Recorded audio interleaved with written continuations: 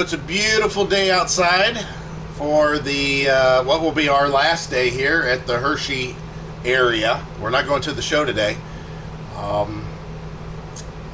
Like we mentioned more than once, it's kind of a crapshoot trying to get in some of these things, and it's packed here. It is super. I seen on Facebook, Hershey RV show posted it is super busy today. The traffic is very backed up. I am in my natural habitat when it's this nice out. Sitting at the computer. So this little excerpt here is so I can download this on the laptop and put everything away because we're packing up and heading south. What have you been up to? I've been riding on a daydream. Last night, how cold did it get? 48. 48. It was chilly. 4. Did you hear that first number? 48. Not 84. Yeah, about 84. So we're gonna head south. We're gonna get there in probably about 3 days. As far as it's about 1,500 miles. So probably about 500 miles a day. Maybe one day we'll drag our feet a little bit and not go quite that far, but about 3 to 4 days we should be down there. Heidi's starting to put stuff away. I'm, again, trying to get this stuff organized as far as the computer stuff for you guys. And I've got a bunch of footage. It was a good show. I thought the show had a decent amount to offer. However, I don't know if it's because we're getting numb to the units. You know, we've been to quite a few shows. We pay attention to a lot of RVs. We're not shocked by a lot. You know, going into the RVs, we walk in and it's like, oh yeah, you know, I mean, even ours, which we love it, and it is slightly unique because of the bar, the extra TV that's in the room, you know, the wine cooler. It's a different look than most. However, you know, even the one that everybody was ranting and raving over, you know, having 2 bedrooms, the practicality of having 2 bedrooms is, I'm not sure unless you are traveling with more than, you know, I can only relate as a traveling couple. And when it comes down to if I had another adult with me, even an adult child with me, at that point I don't think that it's really feasible. That's not a feasible thing. It just doesn't seem right. But everybody's got their own thing. I'm impressed with. I was impressed with some of the bunk houses, and again, it's because I think it's double duty. Those could easily be couples coaches if they made them a little bit more convertible to eliminate the bunk part of things. And what I mean is that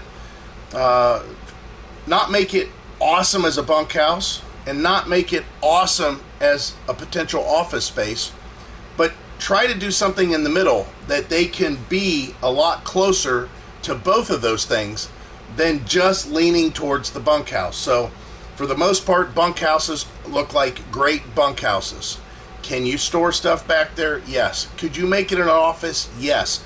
But you can't make it a great storage area, and you can't make it a great office because the bunkhouse feature is heavy. So I think there's going to be, again, I'm hoping that the RV industry is going to be putting together a real office space in their RVs. It's not a tiny desk in the bedroom. Yeah. That's not going to work. The bank. You walk into the bank and you talk to a loan officer, you see a desk. You see files, you see paperwork, you see multiple areas, you know, drawers underneath, a place for the person to have their feet, their legs, an office chair to relax, move around in, roll around in a little bit. There is plenty of space in these RVs to do that. So I think that's coming. And don't get me wrong, I'm sure we might have missed that. That might have been in maybe some big $300,000, $400,000, $500,000 Class A, maybe in a $200,000 or maybe $150,000 fifth wheel. But I'm talking in something even as small as this. I seen some really good layouts in as small as 40 feet. We seen a front living room area that was in a 40-footer. I think we might have pointed it out on here. And it's doable. We could actually do that with our truck if we wanted to, even it being a gas truck. It was under 15,000 pounds, and total combined weight we would have been under. It's nice to see that, but the price was a little bit still. Prices are coming down. I'm not going to be screaming that out that it's outrageous. Prices are coming down. It's more reasonable. Across the country, everything we've experienced, and since we travel a lot, we should reiterate that on some level. At this point, the fuel prices are declining. Stuff being in a shortage mode, we still run into that occasionally, but not anything like it used to be. And as far as the prices on the RVs, they're all reasonable. We pointed out that one discounted unit. And quite honestly, if we were shopping for something in that category, if we were looking for our first RV like we were years ago, we would have jumped all over that. $22,000, and it was a great RV. I mean, for what it was, that was definitely a good choice. So prices are coming down. Real estate prices are starting to come down. There's a lot of stuff that's good news out there, and going to these shows kind of, get us in the frame of mind of RVs and pricing and what's offered. I think there's good things to come. I can't wait for the Tampa show, but more importantly, starting in like July 2023, new models. I can't wait to see what the new models are, because I think everybody's going to step it up. And the only reason is I know Rockwood is.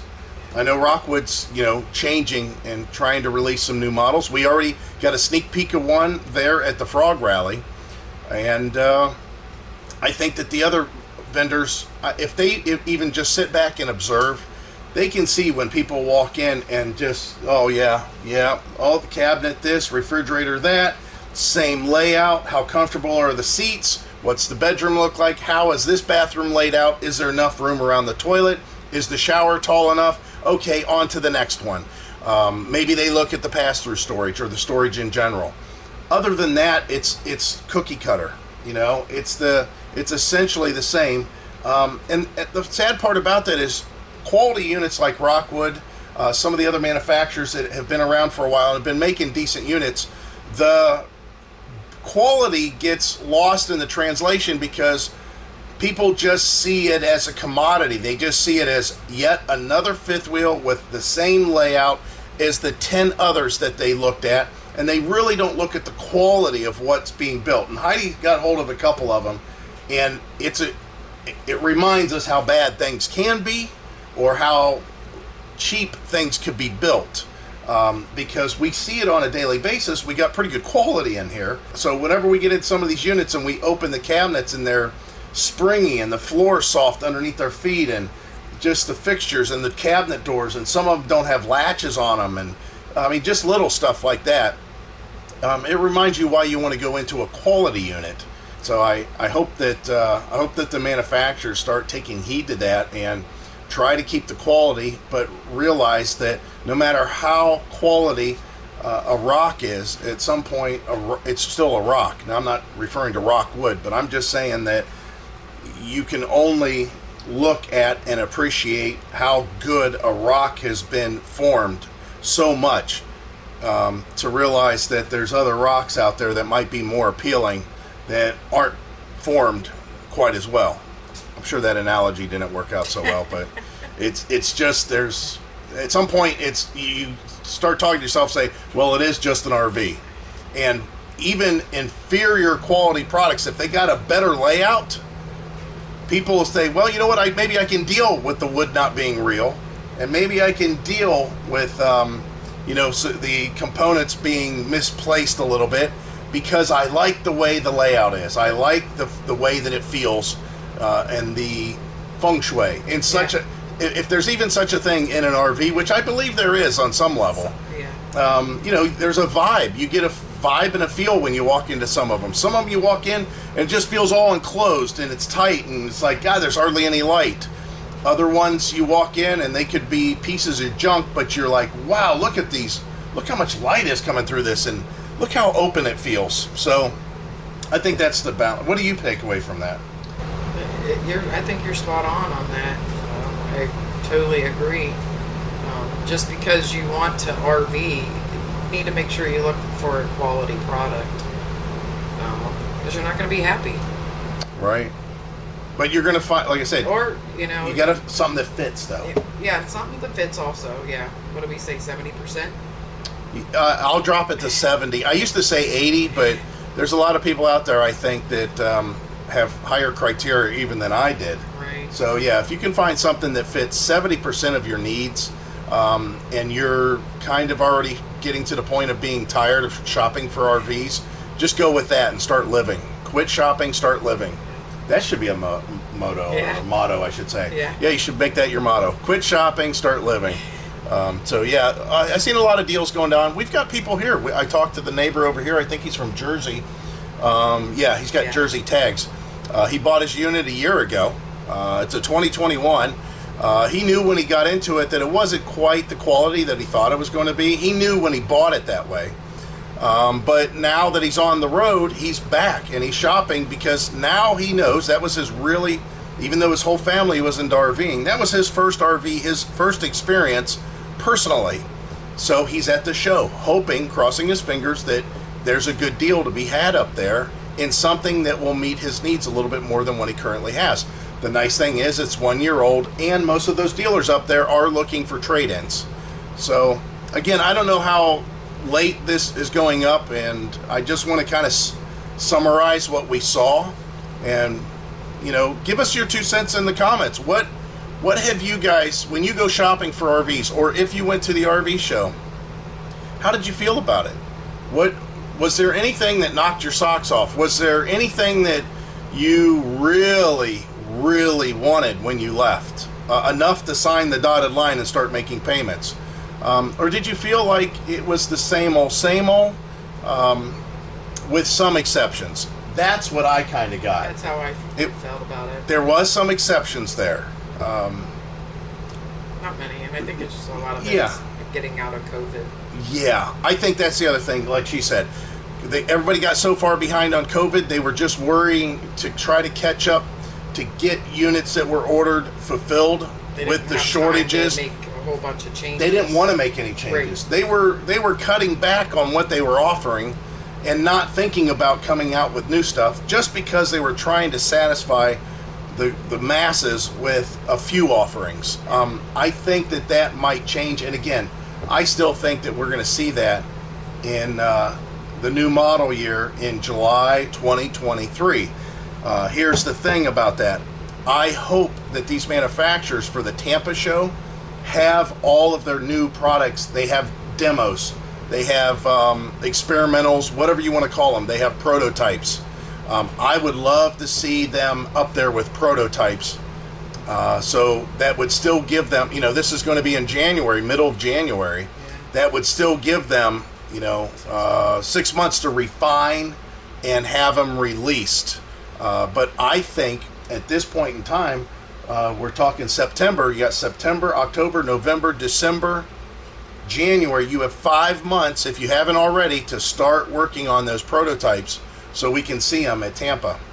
I think that's the case. I'm hoping that's the case. All right, I'm getting off here, loading this up. We're going to pack up, and the next clip you'll see after this will be belated, and we'll be on the road. I wonder if I could just skip this and maybe show us in our destination. No, I want to show you guys the drive. Oh, by the way, I got a little toy, and you guys are going to have to check out. And don't get me wrong, I'm not going to be selling you anything. I love it when everybody thinks I'm selling crap. But I got a little toy, and we'll talk about it in the next video. That's got us towing. That should be your hint, towing. No, I didn't get a new truck. It's going to be on my next Ford. It'll be on her next Ford for sure, yeah. All right, guys, we'll talk to you later, and... Hope to see you out there.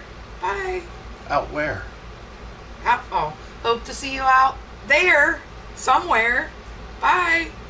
Out there? How about out here? Well, we're leaving out here. Oh yeah. All right. See you guys. Bye.